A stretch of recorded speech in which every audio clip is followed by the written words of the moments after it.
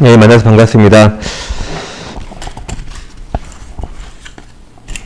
저는 여러분과 민법과 민사특별법 공부할 김화현이라고 합니다. 이제 여러분 우리 시험이 10개월 남은지 알고 계시죠?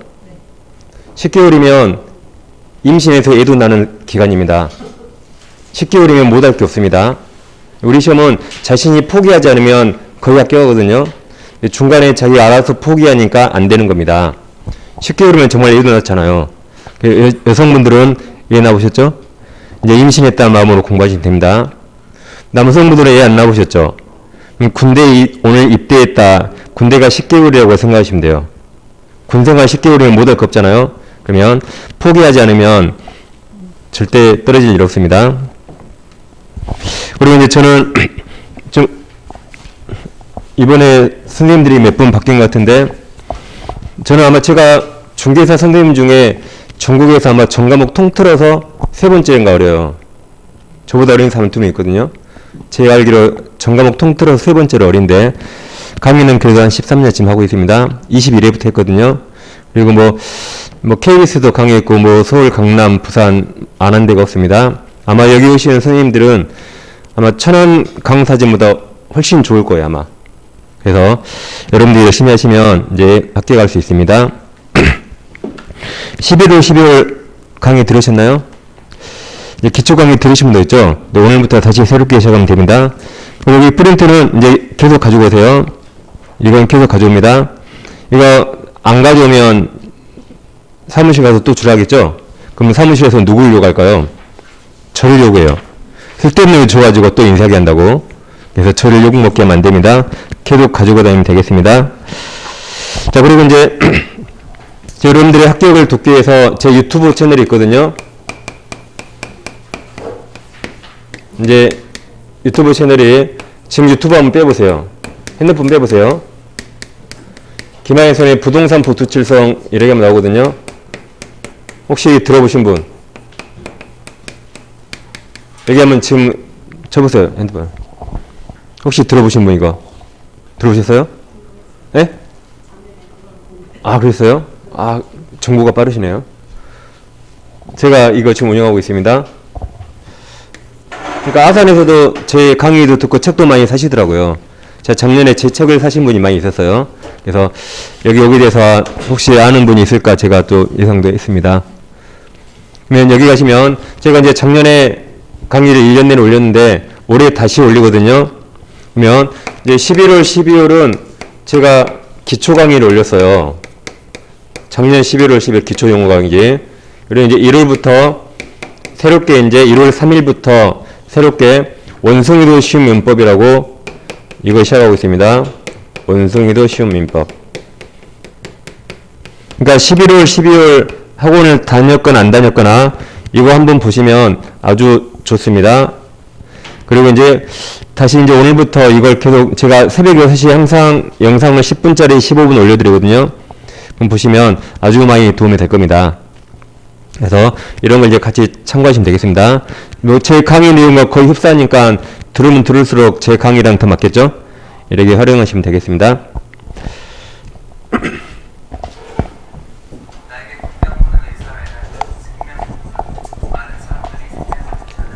그리고 이제 알림 설정 해두면 제가 강의 올리면 6시에 딱 뜨거든요. 그럼 일어나셔서 막 일어나기 싫잖아요. 이불 속에서 10분 딱 보고 일어나시면 돼요. 그래 활용하시면 나중에 엄청난 효력을 발휘할 겁니다. 자, 이제 공부를 해보겠습니다.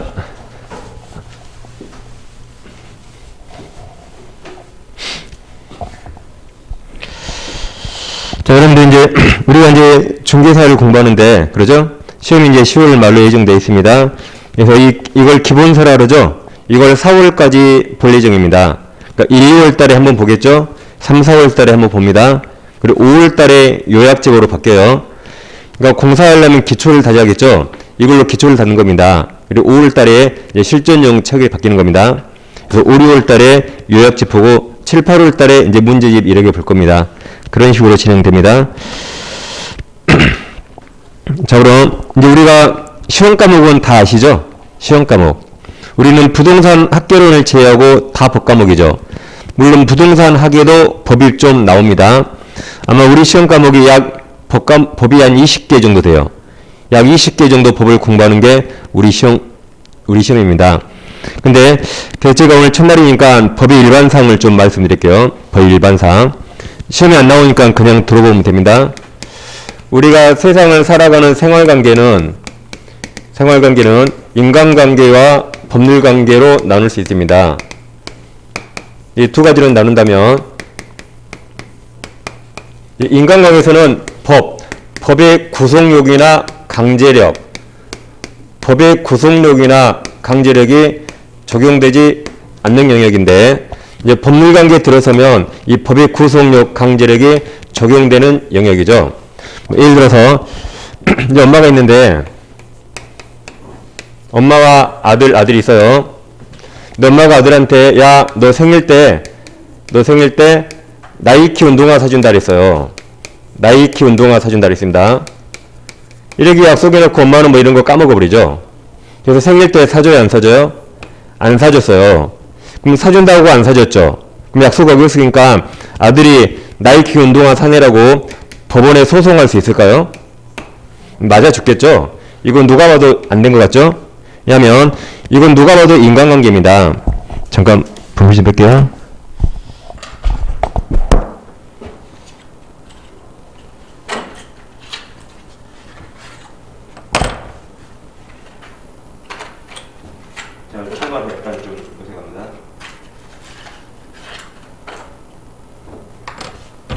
자, 이런 건 누가 봐도 인간관계죠. 그럼 이 약속 어기면 아들이 그냥 속으로 뭐 시발 하는 거냐? 그러니까 인간관계 약속 어기면 법의 힘을 빌릴 수 없죠. 도덕이나 양심 이런 게 문제됩니다. 그렇겠죠? 근데 만약에 이제 갑이라는 사람이 있는데 법에서는 사람을 이렇게 합니다. 법에서는 사람을 뭐 철수형에 쓰지 않고 보통 꼭 그런 거 아닌데 보통 갑을 병정 무 뭐 이런 식으로 나타내요. 사람을. 시험도 이렇게 갑을병정무 이렇게 나옵니다. 그래서 만약에 갑이라는 사람에게 X라는 부동산이 있다. 부동산은 일단 토지 건물 생각하세요. 이 토지 건물을 우리가 3억 원의 매매계약 체결합니다. 3억 원의 매매계약 체결한다. 그럼 파는 사람을 매도인이랍니다. 사는 사람을 매수인 그래요. 그럼 갑과 을이 부동산을 3억에 매매했죠. 그럼 이건 누가 봐도 법률관계입니다. 그래서 약속을 지켜야겠죠. 그래서 매수인이 3억을 지급했습니다. 그럼 매도인은 뭐 해줘야 돼요? 이 부동산 소유권을 넘겨야겠죠. 소유권을 넘기지 않습니다. 그럼 둘 중에 누가 잘못했죠? 매도인 갑이 잘못했죠. 그럼 우리는 어떻게 해야 돼요? 법원에 소송해서 이 부동산 강제로 뺏어올 수 있습니다. 이처럼 법률관계에서는 법의 힘이나 구속력, 강제력이 적용되는데 인간관계는 적용되지 않습니다. 우리 학원에서 당연히 법률관계를 공부하겠죠? 그러니까 학원에서는 웬만하면 인간관계 말하지 마세요. 옆에 사람이 싫어해요. 나 옛날에 어쨌다 이런 거 하면 싫어합니다. 학원에서 항상 이런 거 하셔야 될까요? 그래서 우리는 법률관계를 공부한다. 그러면 이제 우리 시험 과목은 거의 다 법 과목이죠? 그럼 제가 법의 일반상을 좀 말씀드리는데 법은 이제 이렇게 공법과 사법 이렇게 분류할 수가 있어요. 법은 공법과 사법으로 분류할 수 있습니다. 이 공법이란 우리 국가가 있죠. 우리나라는 또 지방자치제를 운영하고 있습니다. 이들이 한마디로 국가기관이죠. 그리고 우리 개인들을 사인 그래요. 사인. 이게 한문으로 사사로울 사자 사인이랍니다. 국가기관이 개인에게 명령하면 우리가 복종에 따르는 거죠. 이렇게 상하관계입니다. 상하관계, 지시하고 복종하는 관계, 이걸 규율한 게 공법입니다. 국가에서 뭐 교통시설 잘 지켜, 뭐 사람 죽이지 마, 뭐 세금 잘 내. 우리가 지금 왜 마스크 쓰죠? 이들이 마스크 쓰라고 그랬죠. 이렇게 이들이 지시하고 우리가 거기에 따르는 거죠. 이 관계를 규율한 게 공법입니다. 다음에 사법은 우리 개인 간의 평등관계를 규율하는 거죠. 아까 보신 것처럼 갑과 을이 부동산 매매했죠. 또는 갑남과 을녀가 혼인할 수 있죠. 이렇게 사인과 사인 간의 평등관계를 규율한 게 사법입니다. 그리고 이제 이 사법의 가장 기본이 민법이에요. 민법. 그러니까 민법을 모르면 우리나라 수백 개의 사법을 공부할 수 없고 또 민법은 공법에도 적용됩니다. 결국 민법이 만법의 근원입니다. 그러니까 민법을 모르면 우리나라 어떤 법도 공부할 수 없습니다. 그래서 좀 어렵다는 시험은 민법이 다 들어갑니다. 뭐 옛날에 사법고시, 지금 변호사 시험, 뭐 법무사, 변리사, 뭐 5급 시험도 많이 들어가고 공무원 5급 시험도, 그리고 우리 공인중개사, 뭐 주택관리사, 공인노무사 다 들어가요. 왜냐하면 이걸 모르면 우리나라 어떤 법도 공부할 수 없거든요. 그래서 민법이 가장 중요합니다. 그러니까 수학으로 치면 이게 구구단이에요. 구구단을 모르는 순간 어떤 수학 할 수 없죠. 그게 가장 기본입니다. 그래서 민법이 아주 양립하고 어려운 과목인데 민법에 있는 모든 시험은, 민법이 들어간 모든 시험은 이 민법을 끝내면 시험 공부의 절반을 끝냈다 그래요. 옛날에 사법고시도 7과목이건 사법고시가, 근데 여기서 민법을 끝내면 공부 사법고시 절반을 끝냈다 그래요. 우리 시험도 마찬가지입니다. 우리 시험도 여러분들이 공부하면 알겠지만 이 민법을 끝내잖아요. 우리 시험 과목의 거의 절반을 끝낸 겁니다. 그만큼 민법이 중요합니다. 그러니까 여러분들이 4월까지는 민법을 열심히 하셔야 돼요. 아마 다른 과목 선생님들도 민법 열심히 하라 그러죠. 그런 말 안 하던가요? 다른 선생님들이 민법 열심히 하란 그분이 여러분에게 좋은 선생님이요. 자기 과목 열심히 하라 그 사람 별로 안 좋은 사람에게. 이거 분명히 열심히 하라 할 겁니다. 이게 안 되면 여러분 5월달에 2차를 포기해요. 2차를 포기한 게 2차가 어려워서가 아니라 이게 안 되니까 2차를 포기하는 겁니다. 그래서 여러분들이 이걸 꼭 이렇게 열심히 하셔야 돼요. 그러니까 학원에서도 민법 시험을 가장 신중하게 뽑아요. 그러니까 제가 잘생겨서 저를 뽑았잖아요, 이렇게. 그러죠? 민법부터 항상 민법을 먼저 뽑아요. 요 일도 제가 제일 먼저 지정해요, 민법 선생님이. 그리고 다른 사람 다 지정하는 겁니다. 왜냐면 여러분 합격의 절반을 이렇게 치고 있거든요. 그래서 아무튼 민법이 제일 중요하다. 그래서 열심히 하셔야겠습니다. 그래서 제가 이제 법에 일단 공법, 사법 이렇게 분류해봤어요. 그 다음에 이제 법도 체계라는 게 있는데 더 높은 법과 낮은 법이 있겠죠. 이제 그걸 법의 체계랍니다. 이건 시험에 안 나오지만 반드시 아셔야 돼요. 일단 우리나라의 가장 높은 법이 뭐죠? 헌법이죠. 헌법이 가장 높은 법입니다. 헌법 밑에 법률이 있습니다. 이게 무슨 법 또는 무슨 법률, 죄송합니다. 이렇게 끝나는 것들을 그냥 다 법률 그래요. 그리고 법률 밑에 명령이라는 게 있죠. 명령. 그 다음 명령 밑에 조례가 있습니다. 뭐 규칙도 있는데 그냥 그건 빼겠습니다. 여기 필요 없으니까.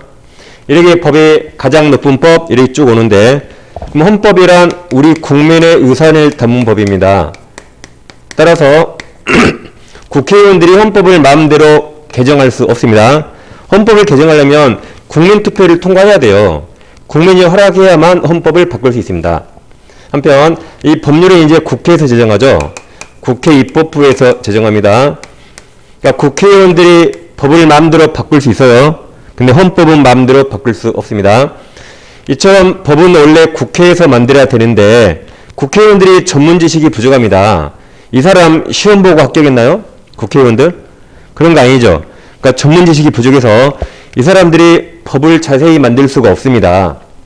그래서 국회에서는 법의 큰 틀만 만들고 세부적인 것은 행정부의 위임이에요. 그래서 법의 위임을 받아서 행정부에서 만든 것을 명령이랍니다. 그럼 행정부 공무원들은 다 시험에 합격한 사람이죠. 거의 대부분. 그러죠? 그럼 행정부 짱이 누구예요? 대통령이죠. 그래서 대통령이 만든 것을 대통령령이랍니다. 물론 대통령은 시험 봐서 합격한 사람 아니죠. 그런데 이 사람이 법을 만들겠어요? 시험 합격한 그 밑에 직원들이 다 만든 거죠. 대통령 이름 대고 밑에 직원들이 다 만든 거 이걸. 그러니까 그 사람들이 시험 합격했잖아요. 그러니까 전문 지식이 있겠죠. 그죠? 그럼 대통령을 같은 말로 시행령 그래. 시행령. 같은 말로. 한 글자로 령이라고 그러는데 령. 우리나라는 두음법칙 있잖아요. 그래서 령을 영이라고 이렇게 표기합니다. 그 다음 대통령 밑에 각 부 장관들이 있죠. 그대들이 맞는 걸 부령이랍니다. 같은 말로 시행규칙 그래요. 그럼 우리 시험과 관계된 부는 국토교통부입니다. 그러니까 여러분 2차 과목 시간에 국토교통부령을 공부하는 겁니다. 그 다음에 밑에 조례가 있는데 조례는 우리 아까 지방자치제를 운영하죠. 지방자치단체 지방의회에서 만든 겁니다. 그러니까 조례는 그 지방 그 지역에만 적용돼요. 예를 들어서 서울특별시 조례 그러면 서울특별시만 적용돼요. 다른 데 적용되지 않겠죠. 충청남도 조례 그러면 충청남도만 적용돼요. 뭐 충청남도 천안시 조례 그러면 천안시만 적용되겠죠. 아산시 조례 그러면 아산시만 적용됩니다. 그러니까 우리가 이런 걸 공부할 수는 없잖아요. 그죠? 근데 이제 이 명령까지는 우리나라 전국에 다 적용됩니다. 명령까지는 우리나라 전국에 다 적용되는데 이건 그 지방에만 적용됩니다. 그럼 아까 우리 시험 과목이 약 20개의 법이 20개 있다 그랬죠? 그럼 헌법은 우리 시험법이 없습니다. 그래서 우리가 공부하는 20개 법은 다 여기에요. 다 여기입니다. 우리가 공부하는 20개 법. 헌법은 시험에 안 나오니까. 그리고 법이 있으면 그 밑에 명령까지 공부합니다. 그래서 우리가 공부하는 법들은 다 이렇게 법령 그래요. 법령. 줄여서 법령이랍니다. 뭐라 불러요? 법령. 그러니까 법령과 법률은 다르죠. 뭐가 더 크죠? 법률이 더 크고 그 안에 법률과 명령이 있는 겁니다. 그래서 여기 이걸 뭐라 부른다? 합해서 법령 불러요. 그럼 법은 글자로 써 있는 거죠? 법은 책에 글자로 써 있잖아요. 그러면 그 글자가 우리 실생활에 어떻게 적용되는가 그걸 알아야 되거든요. 그것을 대법원 판례로 공부합니다. 대법원 판례로서 이 글자가 실생활에 어떻게 쓰이는가 그것을 판례로 공부합니다. 대법원 판례. 그래서 법을 공부할 때는 그 법조문에 관한 대법원 판례까지 공부합니다. 근데 다행히 2차 과목에서는 판례가 시험에 거의 안 나와요. 중개사법이면 좀 나오고 2차 과목에는 판례가 시험에 거의 안 나옵니다. 근데 우리 민법은 판례가 약 80% 이상 시험에 나와요. 그래서 민법은 민법과 대법원 판례까지 공부해야 됩니다. 그래서 이제 법에 관한 중요한 대법원 판례를 공부할 것입니다. 그럼 대법원 판례를 왜 공부하냐면 자 이건 이제 시험에 안 나옵니다. 우리 민법 제3조가 있는데 이게 이제 사람은 생존한 동안 권리 의무 주체가 된다 그래요. 권리 의무 주체가 된다. 이게 민법 제3조입니다. 근데 이제 형법은 우리 시험법이 아니죠? 형법이란 어떤 행위가 범죄고 그 범죄를 어떻게 처벌하는가 그걸 규율한 겁니다. 도둑질하면 어떻게 처벌한다. 사람을 때리면 어떻게 처벌한다. 그게 형법이에요. 형법 250조에 살인죄 첫날부터 좀 끔찍하지만 이 살인죄가 있어요. 살인죄. 이게 뭐가 써있냐면 사람을 살해한 자는 죽인 자는 사형이나 무기징역이나 또는 5년 이상 징역에 처한다라고 써 있어요. 5년 이상 징역에 처한다. 이 두 가지 일의 법 좀 봐보세요. 근데 이 공통된 단어 있어요, 없어요? 글씨 못 써서 잘 모르겠습니까? 저 사람이 공통되죠. 그러죠? 똑같은 말인데 우리 대법원은 이 민법 3조의 사람과 이 살인죄 사람을 달리 판단합니다. 그럼 언제부터 사람이 될 것인가 문제가 되는데 민법 3조의 사람은 태아가 엄마 몸에서 완전히 세상 밖으로 빠져나왔을 때, 엄마 몸에서 완전히 세상 밖으로 노출됐을 때, 이때부터 민법 3조의 사람이 돼요. 그러니까 자 원칙이 이해되어 있지만 원칙적으로 태아는 부동산을 소유할 수 없어요. 근데 태어난 지 1분만 되더라도 부동산 소유할 수 있는 겁니다. 그게 민법 3조의 사람이에요. 근데 살인죄의 사람 우리 대법원 판례가 이제 산모가 애를 낳기 직전에 정기적으로 진통을 느껴요. 그럽니까? 산모가 애 낳기 전에 진통을 느끼거든요. 그때부터 살인죄의 사람으로 와요. 그러니까 어느 시점이 사람이 더 빨리 돼요? 여기죠? 그죠? 이게 사람이 더 빨리 되잖아요. 여긴 태어나야 되는데 여긴 태어나기 전이니까. 정말 끔찍한 말인데 똑같이 태아를 죽였거든요. 태아를 죽였는데 산모가 진통을 느낄 때 그 태아를 죽이면 살인죄로 이렇게 처벌돼요. 이렇게. 근데 산모가 진통을 느끼기 전에 태아를 죽이면 낙태죄로 엄청 가볍게 처벌돼요. 이런 식으로 똑같은 법조문이 있더라도 우리 대법원이 해석을 달리합니다. 그러니까 법의 의미를 아시려면 판례까지 알아야, 그래야 법의 정확한 의미를 알겠죠. 어떻게 쓰이는가. 그래서 판례가 중요합니다. 판례가. 그래서 특히 민법은 이제 판례가 시험에 엄청 나옵니다. 그래서 민법을 공부할 때는 판례에 꼭 염두한다 하시면 되는데, 근데 우리 시험은 법조문과 판례밖에 안 나오니까 법조문과 판례만 나와요. 그래서 책이 있다가 이게 법조문인가 판례인가 굳이 구별할 필요는 없어요. 우리는 이것밖에 시험이 안 나오니까. 그래서 굳이 구별하고 있을 필요 없습니다. 어떤 분은 이게 법조문이고 이게 판례다 따로따로 정리한 분이 있는데 굳이 그럴 필요 없어요. 시험용으로는. 어차피 우리는 법조문과 판례만 시험에 나옵니다. 제가 원래 수업할 때 분필을 안 쓰거든요. 근데 여기는 이제 학원 막 옮겨가지고 수업할 때 저는 그 컴퓨터 파워포인트 있죠. 그로만 수업해요. 여기 딱 화면에 띄어있고 분필을 하나도 안 씁니다. 여기는 이제 시설이 안 돼가지고 분필 쓰는 거예요. 글씨가 좀 그러네요. 그래서 전국에서 분필 안 쓰는 선생님은 저밖에 없어요. 전 과목 통틀어서. 근데 여기도 나중에 시설하라고 좀 말씀드리겠네요. 아무튼 이렇게 법의 책을 알아두시고, 그럼 이제 민법 하는 겁니다. 우리 과목은, 저거 보면 민법과 민사특별법 되어 있죠? 민사특별법을 줄여서 민특법이라 합니다. 이게 민사특별법. 그럼 자, 여러분, 민법이라는 법은 있죠? 그럼 민사특별법 이런 법이 있을까요? 민사특별법 이런 법은 없습니다. 민사특별법이란 민법에 대한 특별법이에요. 우리나라에 민법에 대한 특별법이 수백 개가 있는데 그 중에서 부동산 중개에 필요한 5개의 법을 공부합니다. 5개 법. 그냥 들어만 보세요. 이제 뭐 들어보셨죠? 주택임대차 보호법, 상가건물임대차 보호법, 뭐 줄여서 부동산실명법, 집합건물법, 가등 및 담보법, 그래요. 5개. 방금 제가 뭐라 했죠? 듣고 잊어버렸죠? 이걸 일일이 말하기 귀찮으니까 그냥 민사특별법이라는 거지, 이런 법은 존재하지 않습니다. 그냥 이 아까 말한 5개 법을 그냥 이렇게 말하는 거예요. 그냥. 그래서 제 시간에는 민법과 5개 법, 총 6개 법을 공부하는데 시험은 여기서 약 34문제가 나오고 여기 6문제밖에 안 나와요. 그래서 이 시간에는 민법 위주로 합니다. 이건 시간 날 때 어쩌다 한 번씩 이렇게 6문제니까. 그리고 민법을 모르면 이 민법 특별법을 할 수가 없습니다. 그래서 제 시간엔 주로 뭘 공부한다? 민법을 공부하겠습니다.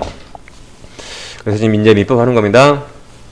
자, 그럼 민법이 총 5단계로 구성되어 있는데 먼저 제1편 민법 총칙이 있어요. 총칙이 있습니다. 제2편 물권이 있습니다. 제3편 채권편이 있어요.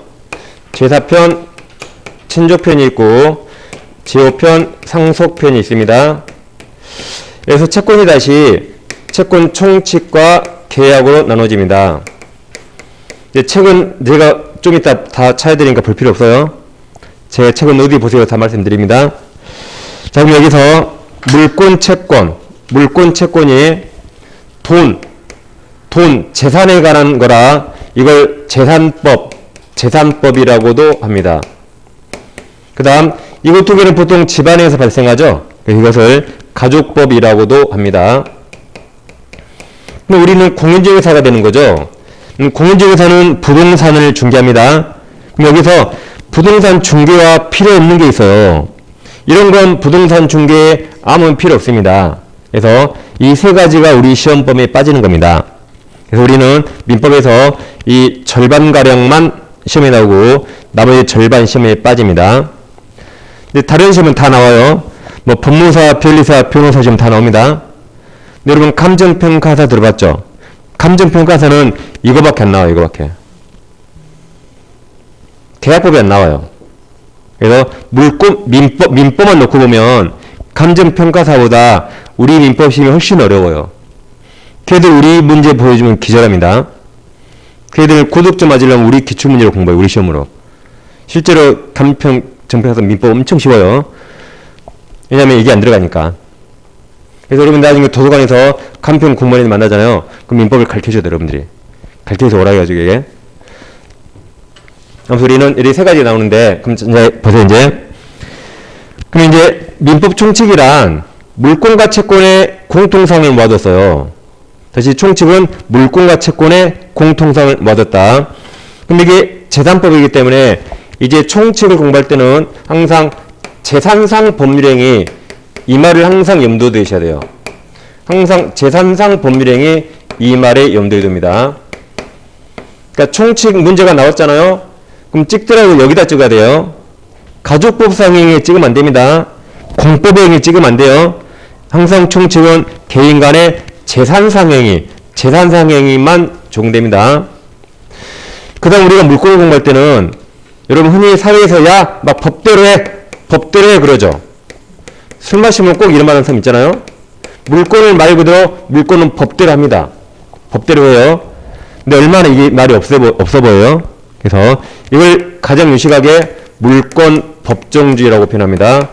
물권은 법에 정해진 대로 해 그 말이죠.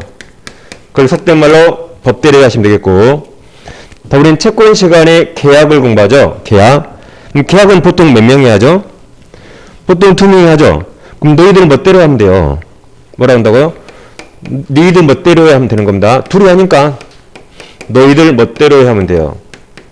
이것도 유식하게 계약 자유랍니다. 계약은 자유롭게 해 이 말이죠. 그래서 이제 총칙을 공부할 때 항상 재산상 법률행위 이 말을 항상 기억하셔야 되고, 그다음 물권을 공부할 때는 항상 물권은 법에 정해진 대로 해. 그러니까 여기서는 자기 생각을 하면 절대 안 돼요. 내 생각 절대 하면 안 돼요. 무조건 법에 정해진 대로. 그 여기는 계약을 내가 할 수 있죠. 여기는 내 생각이 좀 있어야 돼요. 나라면 어떻게 계약할 것인가? 나라면 어떻게 할 것인가? 그래서 계약을 공부할 때는 나라면 어떻게 할 것인가 사고가 좀 요하는데, 물권은 내 생각 빼야 됩니다. 무조건 법에 정해진 대로 하는 겁니다. 이렇게. 그럼 우리가 오늘 총칙부터 공부하는데 이 법이 어려운 이유가 법은 앞뒤가 없어요. 수학은 수학 단계가 있죠. 수학은 어디 가든 덧셈부터 하죠. 그리고 뺄셈 하잖아요. 뺄셈 먼저 하는 데 있나요? 어디 가든? 꼭 덧셈을 먼저 하고 뺄셈하고 곱셈하고 나눗셈 이렇게 수학은 단계가 있어요. 근데 사회과학 법은 단계가 없습니다. 앞뒤가 없어요. 오늘 첫날인데 보세요. 이게 뭐라고요? 아직 공부도 하지 않았는데 이 공부도 하지 않은 이 두 가지 공통점을 오늘 공부해요. 그러니까 공부도 안 했는데 오늘 수업이 이해가 될 수가 없습니다. 이렇게 법은 처음과 끝이 없어요. 지금 공부도 안 했는데 어떻게 두 가지 공통점을 공부해 이게? 그리고 오늘 민트법도 나와요. 민트법도. 그러니까 법을 공부할 때는 책을 정독하는 게 아닙니다. 정독을 절대 몰라요. 오늘 공부한 거 100번 읽어도 아직 공부하지 않은 내용을 여기서 알까 오늘? 알 수가 없습니다. 그래서 법을 공부할 때는 속도예요. 속도. 이해가 되든 안 되든 처음부터 끝까지 빨리 읽어야 돼요. 처음부터 끝까지. 그만 5% 이해되거든요. 또 이해도. 또 처음부터 끝까지 빨리 읽어요. 그만 10% 이해돼요. 또 처음부터 끝까지 빨리 읽어요. 한 20%. 또 한번 쭉 읽으면 30%. 그러다가 어느 순간 한 70%가 이해돼요. 어느 순간. 계속 종합적으로 반복하니까. 오늘 앞부분에 뒷내용 나오잖아요. 뒷부분에 앞내용 이렇게 섞여 나오니까 이걸 계속 반복해야만 이게 종합돼서 이해가 되는 겁니다. 그래서 오늘 수업 내용을 여러분들 50% 이해하시면 정말 잘하신 거예요. 여러분이 잘한 게 아니라 제가 강의를 잘한 거예요. 제가. 왜냐하면 오늘 뒷내용이 나오니까 이해가 될 수 없겠죠. 그러니까 책을 적어도 2, 3회독 할 때까지는 모르는 말 나오도 참아야 돼요. 오늘 모르면 3월 달에 알겠지. 3월 달에 모르면 5월 달에 알겠지. 모르면 7월 달에 알겠지. 모르면 9월 달에 알겠지. 그래도 모르면 시험이 안 나오면 되잖아요. 그러니까 항상 학원에 오면 사고를 유연하게 완벽주의를 버리세요. 완벽주의. 절대 완벽할 수가 없어요. 여러분 대법원 판사가 법을 다 할까요? 대법원 판례 바뀌죠. 그들도 법을 몰라요. 그들도. 근데 우리가 법을 다 한다면 그 판사한테 얼마나 미안해요. 그죠? 그래서 모르는 말 나오도 참아야 됩니다. 하다 보면 이해돼. 하다 보면 여러분 집에서 누구랑 같이 살죠? 집에 있는 사람. 그 사람 이해해요? 모두 살잖아요. 그게 우리 공부예요. 이 못해도 이해되려면 60점 맞아 우리는 합격에 나가버립니다. 그래서 모든 걸 다 이해해야지 그 생각 버리세요. 절대 못합니다. 그냥 대법원 판사도 법을 모르거든요. 근데 우리가 다 하려고 그러면 안 되겠죠? 그리고 학교 다닐 때 영어 해석하면 해석 10줄 중에 모르는 단어 3개 정도 나와도 다 풀잖아요. 그러죠? 꼭 10줄에 영어를 단어를 다 알아야 문제 풉니까? 3, 4개 몰라도 문제 풀잖아요. 그게 이 복과목 똑같아요. 이런 게. 그러니까 완벽주의를 버리시 완벽주의. 저도 완벽하지 않고 여러분도 완벽하지 않고 아까 대법원 판사도 완벽하지 않습니다. 그래서 이 세 가지 일단 딱 하시고 그러니까 우리 시험은 포기하지 않으면 합격한다 이 말이죠. 점점 알아지니까 그때까지 성격을 꼭 잡으셔야 돼요. 그러니까 학원 오시면 먼저 성격을 고쳐야 돼요. 학원 딱 들어올 때 맹세하세요. 아 완벽하지 말자 이렇게 완벽하지 말자. 꼭 그래야 됩니다.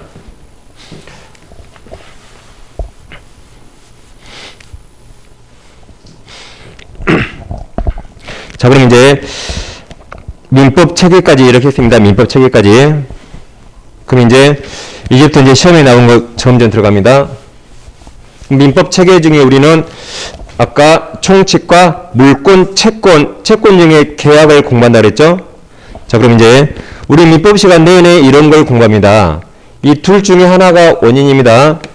법률행위 또는 법률 규정 둘 중에 하나가 원인이에요. 이 둘 중에 하나가 원인이 돼서 우리는 권리가 변동하는 걸 공부합니다. 우리는 권리가 변동하는 걸 공부하는데 아까 우리는 권리 중에 대표적으로 물권, 채권 공부한다 그랬죠? 그래서 우리는 물권 변동과 채권 변동을 공부합니다. 그래서 민법 시간 내내 우리 이런 걸 공부해요. 이런 거. 그랬을 때 이 두 가지가 원인이죠.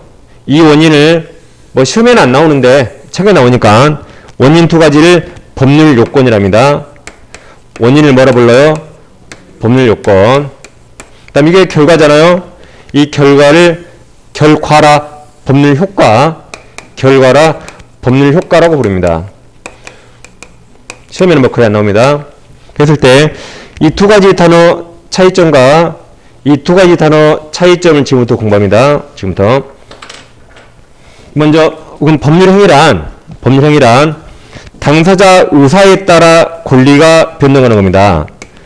법률행위란 당사자들의 뭐에 따라? 의사에 따라, 의사대로 권리가 변할 때 그것을 법률행위 그래요. 한마디로 당사자가 원하는 대로 의사에 따라. 근데 의사를 표시하겠죠. 그래서 여긴 반드시 의사 표시가 필요합니다. 의사를 상대방에게 서로 알려야겠죠.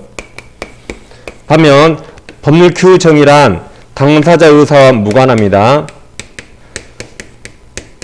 당사자 의사와 무관하게 상관없이 권리가 변동되면 그걸 법률 규정 그래요. 그러니까 여기는 특별히 의사 표시가 필요 없는 겁니다. 그래서 두 가지 구별은 아주 중요합니다. 그러니까 두 가지 구별은 법에 써 있어서 법률 규정이 아니에요. 법에 써 있고 안 써 있고가 기준이 아니라 당사자가 원했으면 의사에 따라 원했으면 법률행위, 당사자 의사가 없으면 법률 규정입니다. 다시 법에 써 있고 안 써 있고가 아니에요. 당사자 의사에 따라 원해서 권리가 변하면 법률행위, 당사자 의사와 상관없으면 법률 규정입니다. 법에 써 있고가 아닙니다. 그럼 자 예를 들어 지금부터 갑이라는 사람에게 X라는 부동산이 있는데 우리가 매매계약을 체결합니다. 아까 파는 사람은 뭐라 불렀죠? 매도인. 사는 사람 뭐라 불러요? 매수인. 그럼 갑과 을이 매매했죠. 그럼 매매는 법률 행위일까요? 법률 규정일까요? 둘이 원해서 하죠. 갑도 팔 의사가 있고 을도 살 의사가 있죠. 둘이 원했죠? 이게 법률 행위입니다. 둘이 원했으니까. 근데 매매는 법에 써 있어요. 매매도 법에 써 있다고요. 그래서 법률 규정이 아니에요. 당사자가 원했으니까 법률행위. 누가 강제로 시킨 거 아니죠. 법률행위입니다. 다시 갑이라는 사람에게 X라는 토지 건물을 우리가 임대차 한다 해보세요. 임대차란 돈 받고 빌려주는 겁니다. 임대차가 뭐다? 돈 받고 빌려주는 거. 그때 빌려주는 자를 뭐라 부를까요? 빌려준 자가 물건 대주죠. 대주니까 임대인 그래. 임대인. 대주니까 임대인. 얘가 구차하게 빌렸죠. 구차하게 해서 임차인. 구차니까 이렇게 합니다. 뭐 예를 들어서 아파트를 뭐 임대차 있다 이렇게 해보세요. 그럼 임대차는 갑과 을이 임대차였죠. 그럼 이건 법률 행위일까요? 법률 규정일까요? 둘이 원해서 했죠. 갑도 을에게 빌려줄 의사 있죠. 을도 X를 빌릴 의사가 있죠. 의사에 따라 했으니까 뭘 한다? 법률 행위. 근데 내가 지금 하는 것도 모르고 학교 간 사람 엄청 많습니다. 이거 지금.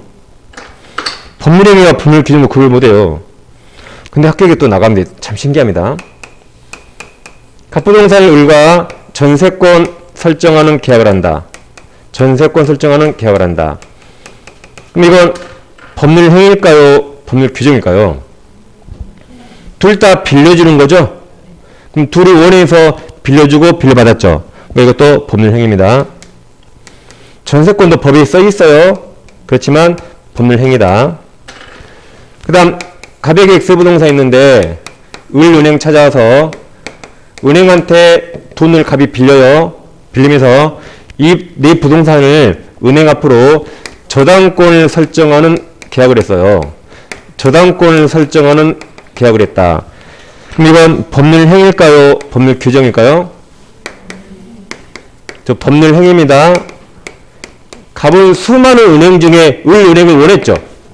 을도 이 부동산 가치가 있으니까 저당 설정할 의사가 있었죠. 그러니까 둘 다 법률 행위다. 법률 행위. 이번엔 갑에게 X라는 부동산이 있는데 을에게 공짜로 줍니다. 공짜로 준다를 뭐라 그래요? 증여한다. 증여계약. 그럼 증여하면 X가 을한테 넘어오겠죠. 그럼 증여는 법률 행위일까요? 법률 규정일까요? 가장 아름다운 법률 행위죠? 법률 행위죠? 갑도 줄 의사가 있고 을도 받을 의사가 있죠. 의사에 따라서 법률 행위다. 이번은 갑이 아버지인데 아버지가 뭐라냐면 아버지가 재수없이 나 죽으면 이 부동산 장남을로 가져 그래요. 나 죽으면 이 부동산 장남을 가져. 죽으면 가져 그랬죠. 그것을 유언으로 증여한다 그래요. 유언으로 증여한다. 그러니까 유언의 일종이 그냥 유언 일종입니다. 유언이 여러 가지예요. 그냥 말 남기면 다 유언이죠. 형제들끼리 친하게 지내. 그것도 유언입니다. 근데 나 죽으면 가져. 그것도 일종의 유언이에요. 유언. 그러니까 살아서 생전에 준 게 증여입니다. 살아서 주는 거. 죽으면 가져가 뭐다? 유증. 그리고 아버지가 사망했어요. 이제. 그러면 이 부동산이 장남한테 오겠죠. 그러면 유증으로 부동산을 취득하죠. 그럼 유증은 법률 행위일까요? 법률 규정일까요? 그러니까 아버지가 누구 가죠? 을 가져라고 의사를 말했죠. 아버지 의사에 따라 을에게 오죠. 그러니까 법률 행위. 아버지 의사에 따라 오니까 법률 행위. 그러니까 이런 건 시험범위도 아닌데 지금 첫날에 막 나오는 겁니다. 그러니까 법이 앞뒤가 없기 때문에 처음에 좀 한 2, 3주가 어려운 겁니다. 아버지 의사에 따라 오죠? 법률 행위입니다. 이번에는 아버지에게 X라는 부동산이 있는데 이건 누구 주라고 아버지가 말한 적 없어요. 말한 적 없는데 갑자기 교통사고로 사망합니다. 사망했는데 이건 누구 주라고 말한 적 없죠. 그럼 이거 국가가 뺏어갑니까? 자식한테 상속될 수 있죠. 그럼 자식한테 어떻게 된다? 상속이 된다. 그래서 아버지가 죽으니까 X부동산을 자식이 상속으로 받을 수 있죠. 그러면 상속은 그럼 법률 행위일까요? 법률 규정일까요? 이제 색깔이 바뀌었죠? 이제 법률 규정입니다. 색깔이 바뀌었어요. 왜 법률 규정이냐면 아버지가 자식 가지라고 말한 적 없죠? 그러니까 아버지 의사에 따라 놓은 게 아니에요. 그러죠? 근데 왜 자식이 받죠? 이제 시험법이 아니지만 상속법에서 상속 1순위가 직계비속 자식입니다. 그래서 아버지가 자식 가지라고 말한 적 없지만 자식한테 상속됐죠. 그럼 아버지 의사와 상관없죠. 그래서 이게 법률 규정이다. 근데 이건 아버지가 장남 너 가져 그래서 아버지 의사에 따라 놓으니까 법률 행위. 의사가 있으니까. 그러죠? 이번에는 갑에게 X 부동산 있는데 이게 경매 나왔어요. X가. 그래서 을이 경락받았다. 경락인을 예전엔 낙찰자 경락인 그랬거든요. 근데 지금 용어가 법률 용어가 매수인으로 바뀌었어요. 매수인. 그러니까 이제 매수인이 나오면 매매계약의 매수인인가 경매받은 매수인인가 이제 비교해야 됩니다. 아무튼 우리 경매로 X 부동산을 받을 수 있죠. 그럼 경매는 법률 행위일까요? 법률 규정일까요? 법률 규정입니다.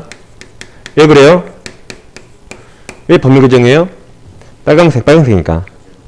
빨강색이니까. 설마 갑이 내 부동산이 경매 나오길 원합니까? 그런 거 아니죠. 그 경매 나왔더라도 야 너가 내 거 경매 받으라고 둘이 의사로 정할 수 있나요? 그런 거 아니죠. 우리 가격을 높이 써서 갑 의사 무시하고 강제로 뺏어온 거죠. 그러니까 법률 규정. 이번에 갑에게 토지가 있는데 이 토지가 국가 공공 목적이 필요합니다. 여기 도로를 설치하거나 공원을 설치해야 돼요. 그럼 국가가 어떻게 하는 거죠? 처음에 팔라고 국가한테. 그럼 팔 수 있죠? 그럼 수용할 필요 없잖아요. 그럼 팔면 법률 행위. 둘이 팔았으니까. 근데 얘들이 꼭 싸게 먹으려고 그러죠. 갑이 안 판대요. 그럼 매매가 안 되죠.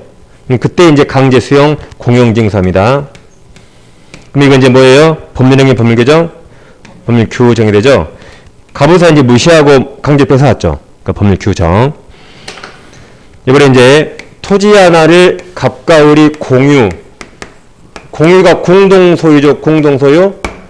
그러니까 하나의 소유권을 두 명이 갖는 겁니다. 그럼 공유는 지분이 있어요. 지분 2분의 1씩 똑같다 해보세요. 이렇게. 근데 공유물을 분할합니다. 공유물 쪼갤 수 있죠? 쪼갤 때는 협의 분할이 원칙입니다. 협의가 둘이 하는 거죠? 합의하는 거. 그래서 갑과 을이 이렇게 쪼개기를 합의했어요. 갑과 을이 이렇게 쪼개기를 합의했다. 그럼 이건 법률 행위입니까? 법률 규정입니까? 왜 법률 행위예요? 노란색이니까 노란색. 둘이 이렇게 의사에 따라 쪼갰죠. 갑을 의사가 있잖아요. 그러니까 법률 행위. 근데 협의가 안 될 수 있죠. 협의가 안 되면 법원에 옵니다. 협의가 안 되면 공유 분할 소송을 해서 법원에 와요. 그럼 법원은 바로 재판한 게 아니라 갑을 불러놓고 판사가 싸우지 마시고 재판을 어차피 서로 피곤하니까 잘 합의해보세요. 법원 판사 앞에서. 그래서 공유물 소송 도중에 판사 앞에서 이렇게 둘이 협의했대요. 협의. 판사 앞에서. 그게 조정이 성립했다고 그래요. 판사 앞에서 조정이 성립했다. 그럼 이건 법률 행위일까요? 법률 규정일까요? 법률 행위입니다. 소송 도중이지만 누가 쪼갰어요? 갑과 을. 당사자가 소송 도중에 이렇게 했죠. 당사자가 했죠. 그러니까 법률 행위. 갑과 을이 했으니까 법률 행위. 근데 조정도 안 돼요. 그때 이제 판사가 이제 재판상 분할합니다. 이 판사가 뭐 한다? 재판으로 분할한다. 그럼 안 되겠네. 그럼 이렇게 쪼개세요. 라고 판결에 나왔어요. 이렇게 판사가. 그럼 이것을 형성 판결 그래요. 나중에 다겠지만. 형성 판결이란 판결로서 법률 관계를 형성시킨 겁니다. 판사가 판결로서 이렇게 관계를 형성해줬죠. 이걸 형성 판결 그래요. 그럼 이 형성 판결은 법률 행위일까요? 법률 규정일까요? 이건 법률 규정입니다. 왜냐면 분할 당사자가 갑과 을이죠. 갑과 을이 쪼갰어요. 갑과 을이 아닌 제3자가 쪼갰어요. 제3자 판사가 쪼갰고 갑과 을 의사 무시했죠. 판사가 쪼갰죠. 그러니까 법률 규정. 그래서 이런 식으로 애들이 시험에 거의 해마다씩 나옵니다. 그러니까 오늘 지금 첫날인데 벌써 지금 공유도 공부 안 했고 공유도 뭐 경매가 뭔지도 모르고 상속은 시험 범위도 아니고 유죄는 시험 범위 아니고 이것도 시험 범위 아니고 공부도 안 했고 이렇게 다 나오죠. 그러니까 법이 앞뒤가 없어 이게. 그래서 오늘 이해가 좀 혹시 안 된 게 있을지 몰라요. 그래도 점점 알아가니까 참으시라고요. 포기하면 내년에 또 옵니다. 포기하지 마실 때. 이런 식으로 법률 행위와 법률 규정은 법에 써있고 안 써있고가 아니라 당사자가 원했으면 의사에 따라 변하면 법률 행위, 당사자 의사와 상관없으면 법률 규정 이렇게 됩니다. 법률 규정. 첫 시간이니까 좀 1교시는 빨리 끝낼게요. 자, 10분 쉬고 하겠습니다.